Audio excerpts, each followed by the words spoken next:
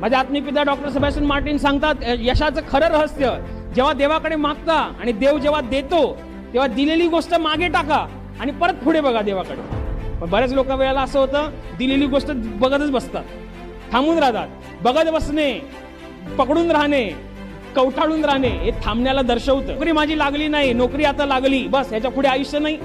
माझं एखादं काम होत नव्हतं परंतु ते काम झालं, बस ह्याच्या पुढे आयुष्य नाही. साक्ष घडणं ही देवाची प्रेमाची एक परिभाषा आहे. देव जेव्हा प्रार्थना ऐकतो ही त्याच्या प्रेमाची परिभाषा आहे. परंतु देवाचं प्रेम अविरत आहे, देवाचं प्रेम अखंड आहे. म्हणून तुम्हाला काय करायचंय? तुम्हाला मर्यादेवरील खुणेपर्यंत धावायचंय. जोपर्यंत आपण अनंत काळाच्या जीवनात प्रवेश करत नाहीये तोपर्यंत आपल्याला चालायचंय. कधी कधी चालावं लागतं, कधी कधी धावावं लागतं. मग ही चाल, ही धाव जर घ्यायची आहे तर आपल्याला क्रियेमध्ये राहणं गरजेचं आहे. थांबून राहाल तर संपून जा. म्हणून लक्षात ठेवा, तुम्ही थांबणार तर रिझल्ट पण थांबणार. तुम्ही थांबणार, तुम्ही तुमची वाढ खुंटवणार. थांबू नका.